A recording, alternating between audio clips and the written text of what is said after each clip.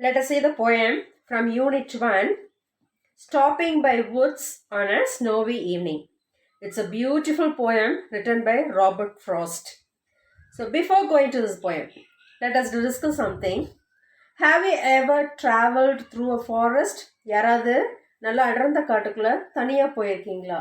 So நம்ம அந்த காட்டுக்குள்ளே பயணம் பண்ணும்போது நம்மளோட ஃபீலிங்ஸ் எப்படி இருக்கும், அந்த பியூட்டி ஆஃப் நேச்சர், அந்த இயற்கையின் அழகை நம்ம எப்படியெல்லாம் ரசித்து பார்ப்போம். யாராக இருந்தாலும் ஒரு நிமிஷம் அங்கே ஸ்டாப் பண்ணி அந்த இயற்கையை ரசிக்கணும்னு தோணும் இல்லையா? ஸோ அதைத்தான் இப்போ போயிட்டு வந்து அதையும் நம்ம லைஃபோட கம்பேர் பண்ணி சொல்லியிருக்காரு. ஒரு அழகான poem. Let us see what is that. Whose woods these are, I think I know. His house is in the village, though he will not see me stopping here to watch his woods fill up with snow. My little horse must think it queer to stop without a farmhouse near. Between the woods and the frozen lake, the darkest evening of the year. He gives his harness bells a shake to ask if there is some mistake. The only other sounds the sweep of easy wind and downy flake. The woods are lovely, dark and deep, but I promises to keep, and miles to go before I sleep, and miles to go before I sleep. So போயிட்டு அழகாக சொல்ல வர்றாருன்னா, போயிட்டு வந்து ஒரு லைஃப்பில் அவர் வந்து travel பண்ணிகிட்ருக்காரு. அவர் போயிட்டே இருக்கும்போது ஒரு நடுக்காட்டில் நிற்கிறாரு. ஸோ அங்கே நின்றுட்டு கேட்குறாரு, Whose woods these are, I think I know. His house is in the village though. So இந்த அடர்ந்த காடு யாருக்கு சொந்தமானதுன்னு தெரியல. மேபி அவருடைய வீடு வந்து இந்த வில்லேஜில் தான் இருக்கணும். He will not see me stopping here to watch his woods fill up with snow. So இந்த காட்டுக்குள்ளே இந்த ஈவினிங் டைமுங்கும் போது நல்ல ஸ்னோ ஃப்ளால், நமக்கு ஆப்போசிட்டில் யார் இருக்காங்கன்னே தெரியாது இல்லையா? ஸோ அந்த மாதிரி பனி விழும் சமயத்தில் மேபி அவங்களுக்கு நான் இங்கே நிற்கிறது தெரியாது போல். He will not see me stopping here. நான் இங்கே நின்றுட்டு இயற்கை ரசிக்கிறத அந்த இந்த இடத்துக்கு சொந்தக்காரங்களுக்கு ஒரு வேளை தெரியாமல் இருக்கலாம் அப்படின்ற சொல்கிறாங்க. Next, my little horse must think it queer. So அது என்னுடைய ஹார்ஸ், நான் பயணம் செஞ்சுட்ருக்கிறேன், என்னோட ஹார்ஸ் வேணா கொஞ்சம் கன்ஃபியூஸ் ஆகிருக்கான். குவேர் மீன்ஸ் திங்க் ஸ்ட்ரேஞ்ச், அது வந்து அதுக்கு புதுசாக தெரியலாம். To stop without a farmhouse near. So எதுக்கு இங்கே யாரும் இல்லாத இடத்துல எதுக்கு நான் இங்கே நின்றுட்டுருக்கேங்கிறது என்னோடய ஹார்ஸ்க்கு வேணால் அது ஒரு ஸ்ட்ரேஞ்ச் அன்யூஷுவலாக இருக்கலாம். நான் ஏன் இங்கே வந்து திடீர்னு நின்றுட்டேன் அப்படிங்கிறது. Between the woods and the frozen lake, the darkest evening of the year. So காட்டுக்கும் அந்த ஃப்ரோசன் லேக், அதாவது அந்த ஈவினிங் டைம் அந்த லேக்கு அந்த தண்ணியெல்லாம் பார்த்தீங்கன்னா நல்லா ஃப்ரோஸாகி நிற்கும் பனியில்.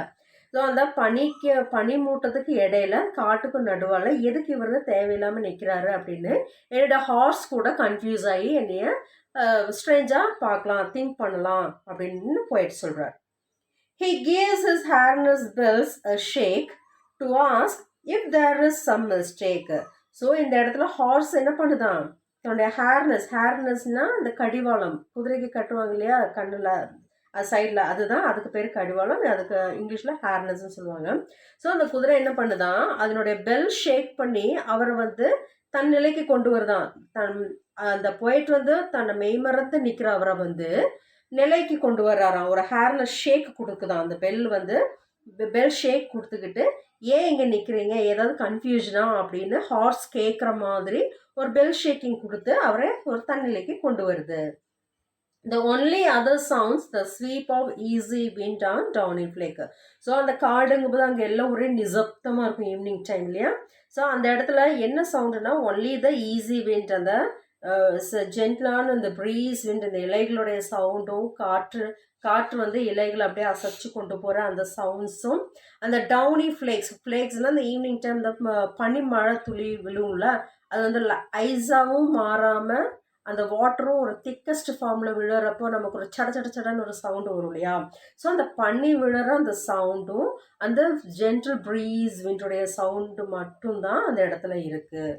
ஸோ அந்த சவுண்டுங்களுக்கு இடையில மைமறந்து நிற்கிற அந்த பொயட்டுக்கு வந்து இந்த ஹார்ஸு தன்னுடைய பெல் ஷேக் கொடுத்து அவரை தன்னிலைக்கு திருப்புது அப்படின்றதான் இந்த மீனிங்.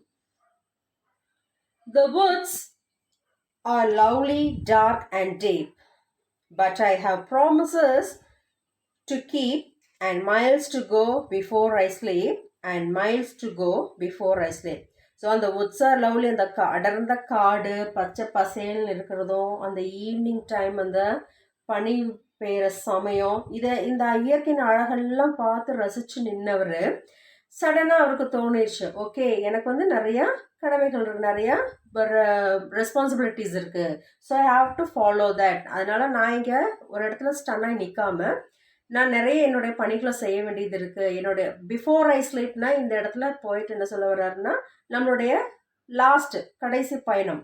ஸோ என்னுடைய கடைசி பயணத்துக்கு முன்னாடி நான் நிறைய விஷயங்களை நான் சாதிக்க வேண்டியது இருக்குது. அதுதான் and miles to go before I sleep. So என்னுடைய வாழ்க்கை பயணத்தில் நான் நிறைய சாதிக்க வேண்டியது இருக்குது. ஸோ இந்த இயற்கையை ரசித்து நான் சட்டுன்னு நான் அந்த இடத்துல நின்ற முடியாது. I have so many responsibilities அப்படின்னு சொல்லிட்டு அவருடைய பயணத்தை வந்து அவர் தொடர்றாராம். So what is the theme of this poem? நம்ம லைஃப்பில் நிறைய விஷயங்கள் வந்து போகும். நம்ம வந்து அழகுக்கு மயங்கி ஸோ சில மாயைகளுக்கு மயங்கி நம்மளுடைய கடமைகளிலிருந்து நம்ம பின்வாங்கக்கூடாது. நம்மளுடைய அச்சீவ்மெண்ட் என்ன, நம்மளுடைய கோல் என்ன, நம்ம ரெஸ்பான்சிபிலிட்டிஸ் என்ன, அதை நோக்கி நம்மளுடைய வாழ்க்கை பயணத்தை கண்டினியூ பண்ணிகிட்டே இருக்கணும் அப்படின்றது தான் அழகாக போயிட்டு இருந்த போயம்னு சொல்லியிருக்காரு. So hope you all understood. Let us see the glossary. Queer, strange, odd. It's an unusual thing.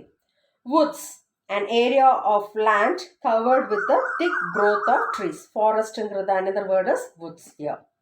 Harness, a strap and fittings by which a horse is fastened to a cart or carriage. Kadivalam. Frozen, an ice form. Sweep, to move swiftly and smoothly. Downy, soft and fluffy. Flake, a small piece of snowflake. Let us see about the author. The author of this poem is Robert Frost. He was born on 1874 till 1968. He was an American poet, noted for his realistic descriptions of rural life. அதாவது town ஏரியாவில் வாழ்கிறவுடைய நகரவாசிங்களுடைய லைஃப்பை பற்றி நிறைய எழுதியிருப்பார் போயமில். And he was born on 26th March 1874. He spent his first 40 years as an unknown entity. He received 4 Pulitzer Prizes poetry and was a special guest at President John F. Kennedy's inaugurations. Frost became a poetic force and the unofficial poet laureate of the United States. Some of his famous works are The Road Not Taken, West Running Brook, Mending Wall, After Apple Picking, etc.